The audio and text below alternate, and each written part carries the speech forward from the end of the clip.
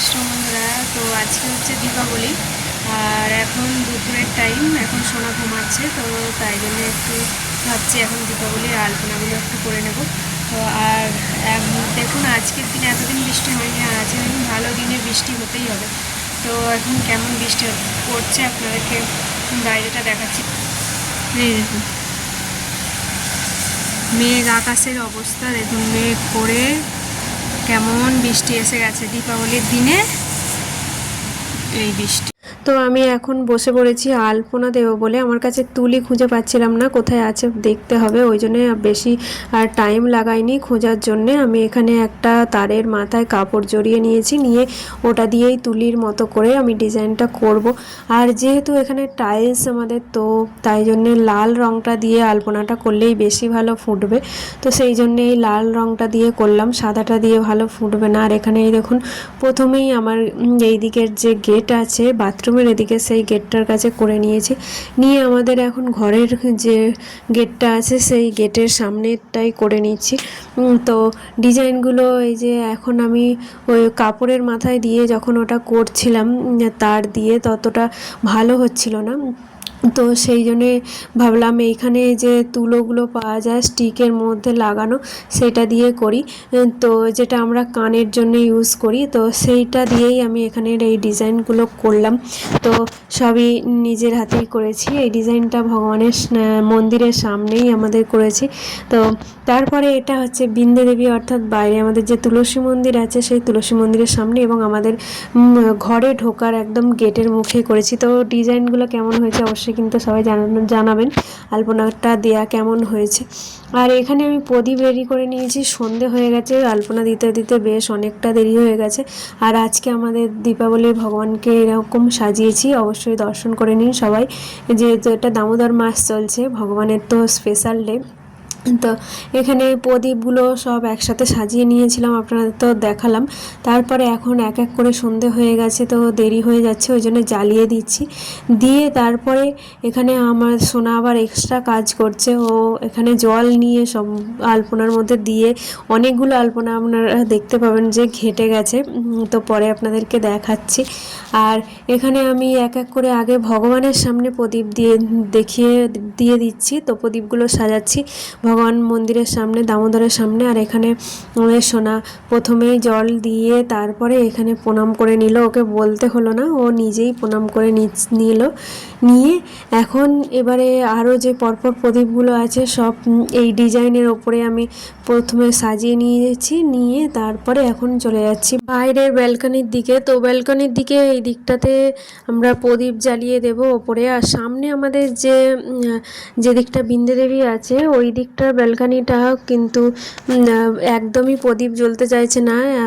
প্রচণ্ড পরিমাণে আমাদের এখানে হাওয়া দেয় সব সময়, তো সেই হাওয়ার জন্যে প্রদীপ নিভে যাচ্ছে বারবার। তো ওই জন্য ভাবলাম এই দিকটাতে আগে দিয়ে তারপরে আবার একবার ওই দিকে দেবো।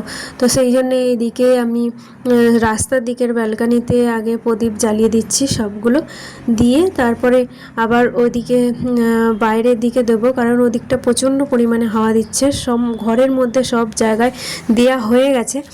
তো ছাদে ওই জন্যে আমরা কোনো বছরই প্রদীপ বা মোমবাতি কিছুই থাকে না, তো ওই জন্যে দিতে পারি না। আর এখানে সোনাও প্রদীপ দিয়ে ও বলছে একটা প্রদীপ যা নিভে গেছে। তো এই যে মাঝের প্রদীপটা খালি নিভে যাচ্ছে। আর এই দেখুন আপনাদেরকে দেখাচ্ছি, এই যে বিন্দে দেবীর সামনে আমরা এসেছি এই জায়গাটায়, এই মোমবাতিগুলো অনেক কষ্ট করে অনেকবার জ্বালিয়ে তারপরে এই এরকম হাওয়া দিচ্ছে, নিভতে এখনও জ্বলে আছে। আর প্রদীপ তো একদমই জ্বলছে না। তো নিচে এখানে বিন্দে দেবীর কাছেও একটা প্রদীপ জ্বলছে না বলে ওই জন্য মোমবাতি দিয়ে দিয়েছি। আর এই দিকটাতে যে দিকটায় বেশি হাওয়া লাগছে সেই দিকটা তো একদমই থাকছে না, আর বাকিগুলো একটু আছে যতক্ষণ থাকে। তো এইখানে যে ভগবানের সামনে প্রদীপ জ্বালানো হয়ে গেছে, আর আমাদের এই যে ভগবানকে আজকে আবার দর্শন করিয়ে দিলাম প্রদীপ জ্বালানোর পর। আরে সব জায়গায় জ্বালানো হয়ে গেছে। তো আজকে যেহেতু তোমার জন্মদিন, তো আজকে বার্থডের জন্য কেক এনেছে, তো সেই কেকটা কাটিং হবে একটু পরে।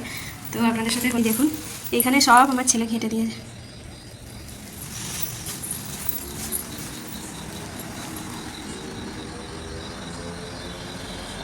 তো তো এইবারে দীপাবলিটা একটু বেশি স্পেশাল আমাদের কাছে, কারণ আজকে হচ্ছে আমার জন্মদিন, বার্থডে। তো তার সাথে সাথে আজকে দীপাবলি, সেই জন্য বার্থডে কেক আগে থেকেই এনেছে সোনার বাবা। তো সেটাই এখন চারিদিকে ভগবানকে প্রদীপ জ্বালানোর পর আজকে দীপাবলির দিনেই সন্ধেবেলা এখানে এখন আমি বার্থডে কেকটা কাটিং করছি। তো এই কেকটা আগে থেকেই সন্ধে হওয়ার আগে থেকেই আমাদের অর্ডার দেওয়া ছিল, সেটা নিয়ে আসলো সোনার বাবা, নিয়ে এসে রেখে দিয়েছিল। আর আজকে একটা দীপাবলির একটা অন্যতম ভালো মুহূর্ত, তার সাথে সাথে আমার জন্মদিনটাও পালন হয়ে গেল। ছোট্ট করে সেলিব্রেশন করলাম ঘরোয়াভাবে ঘরের মধ্যে। আর এইদিকে আমরা এখন চলে এসেছি বাজি ফাটানোর জন্য। সোনার তো খুব আনন্দ বাজি ফাটাবে, তো ওই জন্য ও আগে থেকেই ছাদে চলে যাচ্ছে, বলছে বাবা ছাদে চলো, ছাদে ফাটাবো।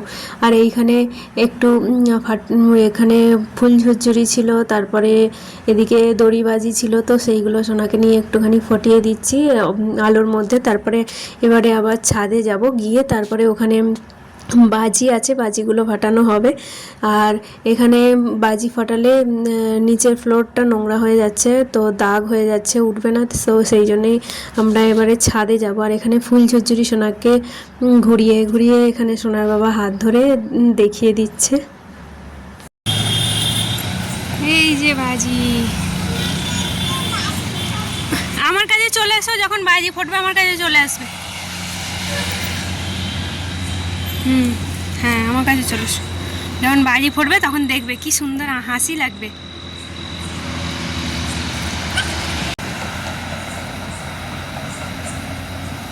হচ্ছে দূরে ধরো, দূরে দূরে, হ্যাঁ ধোঁয়ার জন্যে দূরে ধরো, রাধাকান্ত দূরে ধরো।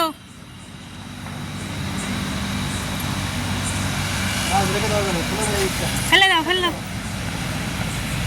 আমরা ছাদে চলে এসেছি, তো এসে এখানেই বাজিগুলো সব ফাটানো হচ্ছে। তো সোনার খুব আনন্দ হচ্ছে, ও অনেক আগে থেকেই যবে থেকে আমরা এই বাজি কিনে এনেছি তখন থেকেই বলছে বাজি ফাটাবো মা, বাজি ফাটাবো, প্রত্যেক দিন বলে। আমি বলি কালী পুজো আসুক, দীপাবলির দিন তোমাকে ফাটানো হবে কোনো, বলে বলে রেখে দিয়ে এই আজকের দিনে ফাটানো হচ্ছে। তো ওই জন্য ওর বিশাল আনন্দ হচ্ছে, দূর থেকে খালি হাসছে। ওরে ওরে ওরে ওরে ওরে ওরে, দুটো হেভি লাগছে, দারুণ লাগছে।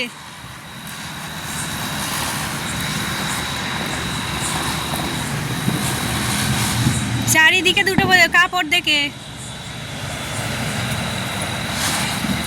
ওই রাধাকান্ত আসছে, ওর চরকাবাজিটা ভালো লেগেছে। হরে কৃষ্ণ। তো দীপাবলি সবাইকে অনেক অনেক শুভেচ্ছা। আর আজকে দীপাবলি প্রদীপ জ্বালালাম, তো সবাই মিলে আমাদের পরিবারের তরফ থেকে দীপাবলির আপনাদেরকে অনেক অনেক শুভেচ্ছা। সবাই দীপাবলিটা ভালোভাবে কাটান। তো হরে কৃষ্ণ।